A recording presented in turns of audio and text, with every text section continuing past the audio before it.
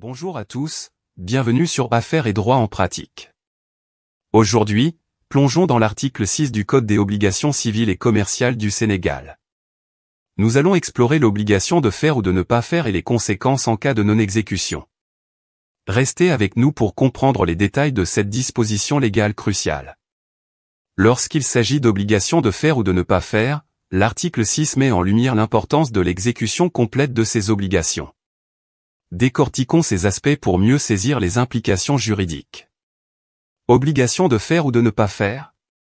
Selon l'article 6, le débiteur d'une obligation de faire ou de ne pas faire est tenu d'exécuter complètement son obligation. Cela signifie que s'il s'engage à accomplir une action spécifique ou à s'abstenir d'une action particulière, il doit le faire intégralement conformément aux termes du contrat ou de l'accord. Réparation en cas de défaut d'exécution. En cas de non-exécution, le débiteur est tenu à réparation. Cela implique qu'il doit compenser le créancier pour le préjudice subi en raison de son manquement au terme de l'obligation. Il est important de noter que cette réparation peut prendre différentes formes en fonction des circonstances spécifiques de l'affaire. Pouvoir du juge.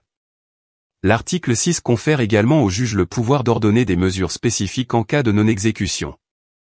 En d'autres termes, si le débiteur ne respecte pas son engagement, le juge peut aller au-delà de la simple réparation et ordonner des actions correctives. Cela peut inclure la destruction de ce qui a été fait contrairement à l'obligation. Exemple concret.